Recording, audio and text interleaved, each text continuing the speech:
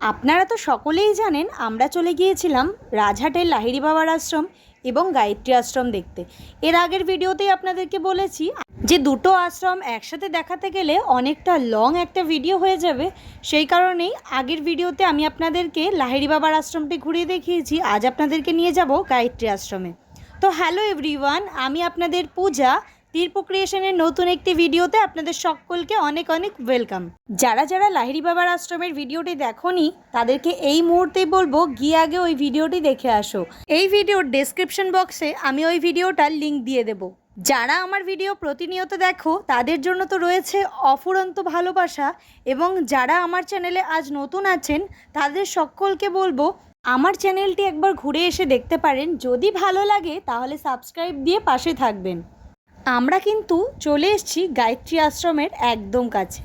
এই যে দেখতে পাচ্ছেন বড় গেটটি, এটিই কিন্তু গায়ত্রী আশ্রমের গেট। চলুন আপনাদেরকে এই গায়ত্রী আশ্রমটি ঘুরে দেখাই। গ্রাম্য পরিবেশে সবুজে ঘেরা এক মনোমুগ্ধকর আশ্রম হচ্ছে এই গায়ত্রী আশ্রম। প্রকৃতির কোলে লুকিয়ে থাকা এক শান্তির ঠিকানা। এই আশ্রমের প্রতিষ্ঠাতা হচ্ছেন গুরু মহারাজ রাম শর্মা ও গুরুমাতা ভগবতী দেবী। হরিদ্বারে শান্তিকুঞ্জ প্রতিষ্ঠাতা করেছিলেন 1971 সালে এই গুরু মহারাজ ও গুরুমাতা। তারপরে 2002 সালে ব্যান্ডেলের এই রাজহাটে হরিদ্বারের শান্তিকুঞ্জের আদলে তৈরি করেছিলেন এই গুরু মহারাজ ও গুরুমাতা এই আশ্রমটি। চলুন আপনাদেরকে একটু বলে দিই এই আশ্রমে আসতে গেলে আপনারা ঠিক কিভাবে আসবেন। ঠিক যেমন আগের ভিডিওতে রাজহাটের লাহিড়ী বাবার মন্দিরে বলেছিলাম আসার জন্য, ঠিক সেভাবেই কিন্তু আপনাদেরকে ব্যান্ডেল স্টেশনে আসতে হবে। সেখান থেকে কিন্তু আপনারা প্রচুর টোটো অটো গাড়ি পেয়ে যাবেন এই আশ্রমে আসার জন্য। চলুন এবার আপনাদেরকে এই আশ্রম খোলা এবং বন্ধ হওয়ার টাইমটা বলে দিই। সকাল 6টা থেকে দুপুর 1টা পর্যন্ত কিন্তু সকালের দিকটা খোলা থাকে। তারপরে 1টা থেকে বিকেল 4টে অবধি কিন্তু আশ্রম বন্ধ থাকে। তারপর 4টে থেকে সন্ধে 8টা অবধি এই আশ্রম খোলা থাকে। ঢুকেই কিন্তু বাহাতে পেয়ে যাবেন একটি পুস্তকালয়। এই যে এটি, এখানে কিন্তু এই আশ্রমের প্রচুর পুস্তক রয়েছে। আর এই যে সোজা দেখতে পাচ্ছেন এটি কিন্তু গুরু মহারাজ এবং গুরুমাতার সমাধি মন্দির করা হয়েছে। তারপরেই বাঁদিকে রয়েছে এই আশ্রমের অফিস ঘর। তারপরেই এগিয়ে এসে বাঁহাতে রয়েছে বিচারকান্ধি অভিযান মঞ্চ। এই মঞ্চে আছে হাতের মধ্যে ধরে থাকা মশাল এবং তার নিচে রয়েছে কিছু মানুষজন, অপরূপ সুন্দর। তারপরেই একটু ভেতর দিকে আসলেই ডান হাতে পড়বে অর্ধনারীশ্বর মন্দির। তারপরে আরেকটু সামনে এগিয়ে এসে বাঁদিকে তাকালেই আপনারা দেখতে পাবেন শ্রী রাম শর্মা আচার্যের 4 জন্মের পরিচয়। আরেকটু এগিয়ে এসেই ঠিক উল্টো দিকেই আপনারা দেখতে পাবেন রয়েছে একটি গায়ত্রী মন্দির।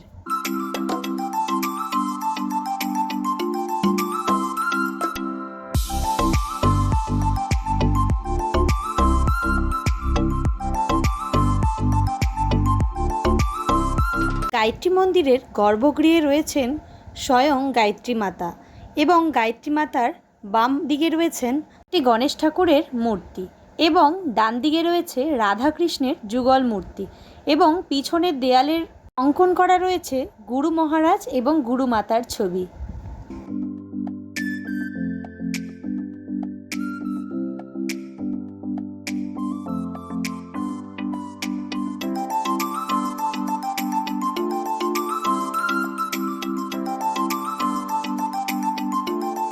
গায়ত্রী মন্দির থেকে বেরিয়ে এসে একটু সামনের দিকে এগোলেই দেখতে পাবেন রয়েছে আমাদের মহাকালীর মন্দির।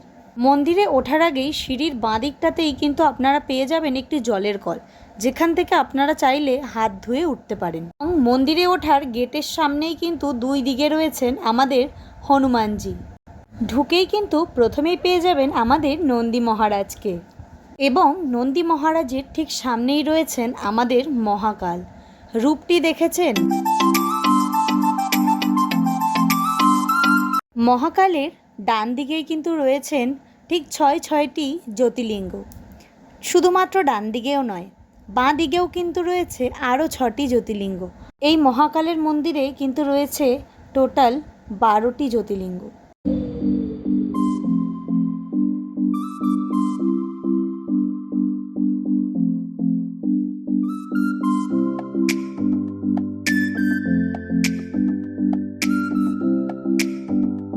মহাকাল মন্দিরের ঠিক পাশেই রয়েছে কিন্তু গোশালা। এবং মন্দিরের সামনেই কিন্তু রয়েছে একটি মঞ্চ, যেখানে এই আশ্রমের সমস্ত অনুষ্ঠান হয়।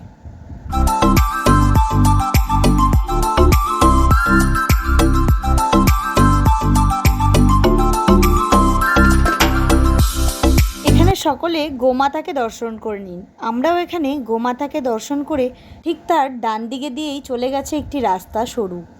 তো সেখান থেকেই চলুন যাই, গিয়ে দেখি এদিকে কি মন্দির আছে, আপনাদের সাথেও সেটি শেয়ার করব। কি সুন্দর গ্রাম্য পরিবেশ দেখেছেন, সবুজে ঘেরা একদম।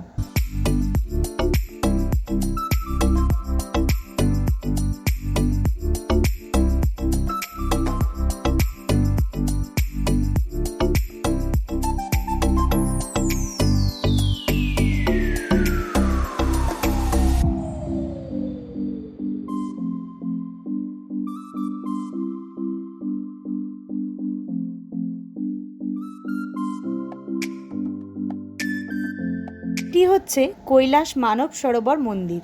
মন্দিরের গর্ভগৃহে ঢুকলেই আপনারা দেখতে পাবেন বাম দিক এবং ডান দিক মিলিয়ে সপ্ত ঋষির মূর্তি করা রয়েছে। মন্দিরের মূল বেদিতেই বসে রয়েছেন পঞ্চমুখী গায়ত্রী মাতা, এবং গায়ত্রী মাতার একদিকে রয়েছেন গুরুজি এবং আরেক দিকে রয়েছেন গুরুমাতা। চলুন মন্দিরে থাকা সপ্ত ঋষির মূর্তিগুলো দর্শন করে নিই।